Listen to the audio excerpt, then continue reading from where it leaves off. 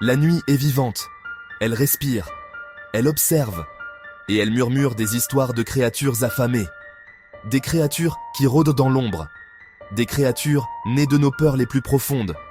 Ce sont les murmures des ghouls. Les ghouls. Le mot seul suffit à vous glacer le sang. Il évoque des images de cimetières baignés par la lune, de rires étranges résonnant dans l'obscurité, d'yeux qui brillent d'une faim impie. Leur légende est aussi vieille que le temps, tissée dans la trame même de nos cauchemars. Ce ne sont pas de simples monstres, ils sont le reflet de notre propre mortalité, un rappel effrayant que la mort est toujours proche. Leur fin est une parodie grotesque de la nôtre, un désir tordu qui consume tout sur son passage. Mais d'où viennent ces murmures? Quelles sont les origines de ces créatures terrifiantes?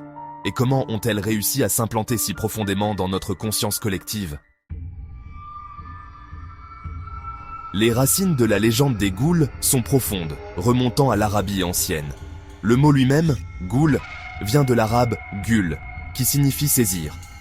C'est un nom approprié pour des créatures qui, dit-on, arrachent les vivants au monde des vivants pour les entraîner dans les ténèbres.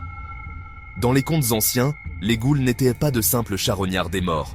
C'étaient des métamorphes rusés, capables de prendre des formes qui attiraient les victimes sans méfiance vers leur perte. Souvent, elles apparaissaient sous les traits de belles femmes, leur façade séduisante cachant un cœur d'une noirceur absolue. Ces premières histoires brossaient un tableau saisissant du pouvoir et de la malveillance des ghouls. C'étaient des créatures à craindre, leur présence annonçant la mort et le désespoir.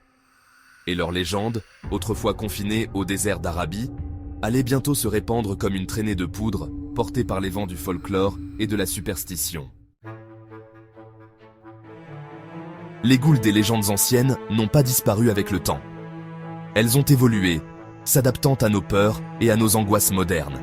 Elles se cachent dans l'ombre de nos villes, leur présence se fait sentir dans le silence inquiétant des bâtiments abandonnés et dans les murmures glaçants qui nous suivent jusque chez nous depuis les ruelles sombres. Leur image, elle aussi, s'est transformée. N'étant plus confinées aux formes monstrueuses d'antan, elles ont revêtu de nouveaux visages, reflétant les angoisses du monde moderne. Ce sont les silhouettes pâles et émaciées qui hantent nos cauchemars, les créatures aux yeux creux qui nous traquent dans nos rêves. Nous les voyons dans notre art, notre littérature, nos films. Ce sont les monstres sous le lit, les créatures qui font peur la nuit. Elles sont l'incarnation de nos peurs les plus profondes, un rappel constant que même à l'abri dans nos maisons, l'obscurité peut nous trouver.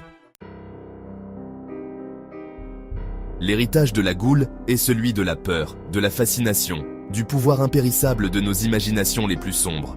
Elles hantent l'humanité depuis des siècles, leur présence nous rappelant constamment la fragilité de la vie et l'inéluctabilité de la mort.